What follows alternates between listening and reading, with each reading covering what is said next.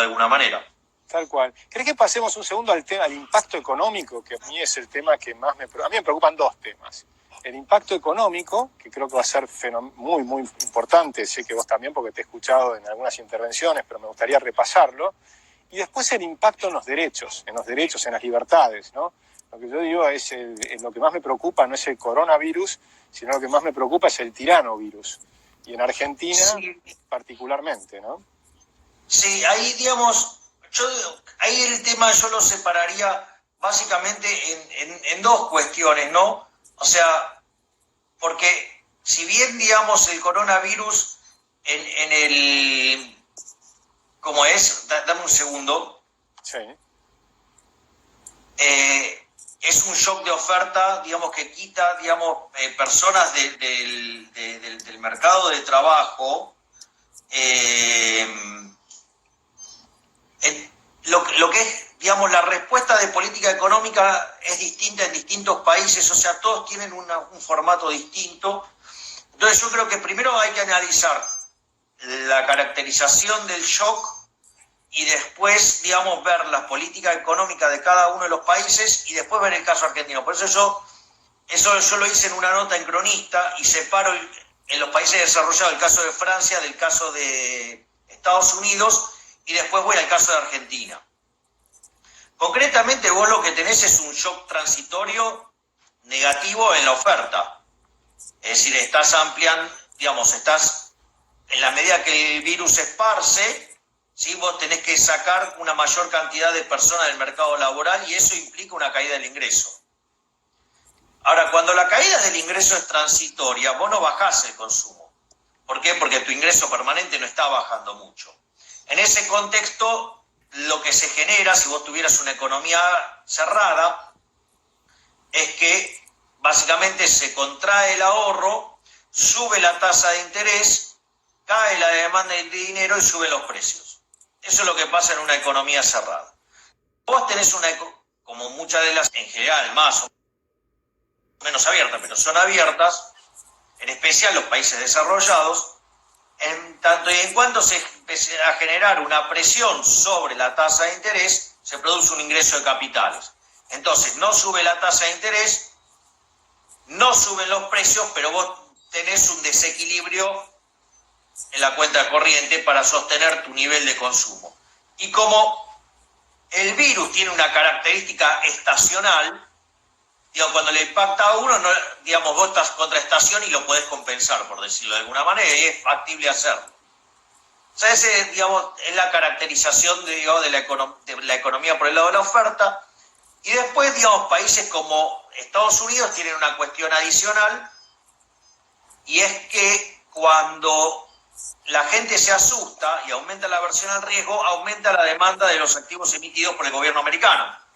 Llámese el propio dólar o lo que tiene que ver con los títulos públicos norteamericanos. De hecho, los títulos públicos norteamericanos subieron tanto que llegaron a un precio donde el retorno hoy es cero, habiendo llegado en algún momento hasta ser negativo. Entonces, y la contracara es que la gente se deshace de los activos riesgosos, de las acciones, de los bonos corporativos, y a lo cual incrementa el spread entre un retorno privado y un retorno público, básicamente en los bonos de los países emergentes y los bonos de los basura, ¿no? Digo, donde, por ejemplo, podría entrar el caso argentino. Sí. Con lo cual, digamos, se produce también un aumento de los spreads.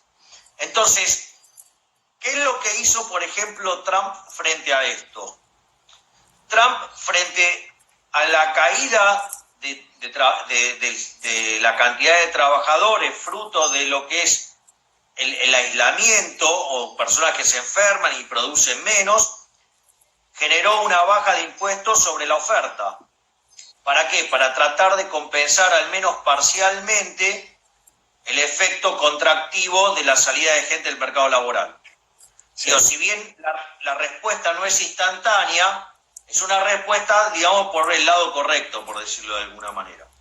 Y por otra parte, lo otro que sucedió es que frente al aumento de la demanda de dinero, para que no se constituya un escenario de crisis tipo lo que fue la subprime, que en realidad fue un tipo de crisis como la de la Gran Depresión, donde la gente se asustó, empezó a demandar activos emitidos por el sector público.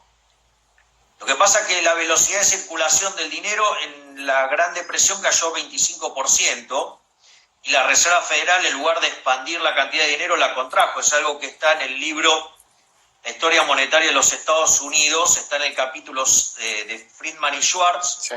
y está en el capítulo 7, que se llama La Gran Contracción del 29 al 33, o, digamos, se hizo tan popular ese capítulo que lo convirtieron en un libro que se llama The Great Contraction, Sí. que es muy interesante tener la versión libro, porque vos sabés que, si bien es el mismo capítulo 7, arranca de manera distinta, porque vos el capítulo en el libro La historia monetaria de los Estados Unidos arranca el capítulo hablando, escribiendo, por decirlo de alguna manera, y en The Great Contraction vos tenés un gráfico donde sintetiza todo lo que pasó durante la Gran Depresión, que eso es bien Friedman, ¿no? Primero los datos, o sea, que ya te das cuenta, digamos, que ninguna de las hipótesis keynesianas se cumplían. Quiero aclarar... Esa es una pregunta que te quería hacer, ¿no? En este momento, para vos, ¿viste que ahora la gente dice somos todos keynesianos? ¿Cómo ves ese tema? O al revés, lo ves como justamente que es un shock de oferta, es la principal demostración de que Keynes no funciona. Claro, bueno, de hecho, el jueves publiqué una nota en Cronista Comercial. Básicamente, digamos, yo separo lo que es Keynes de los keynesianos, hice un análisis de la contribución de Keynes y mostré que bajo la lógica de Keynes esto no funciona. Y en el caso argentino menos. En el caso argentino, exactamente, eso me gustaba que aclares, ¿no? Claro. Entonces, ¿qué es lo que sucede? En el caso, digamos, que yo pongo acá bajo análisis, de hecho, fíjate que cuando vos mirás la regla de McCallum, para lo que es el caso de la subprime, la velocidad cayó 75%, es decir, que si Bernanke no triplicaba la cantidad de dinero, teníamos algo por lo menos 3 veces peor que la Gran Depresión. Sí. El problema es que acá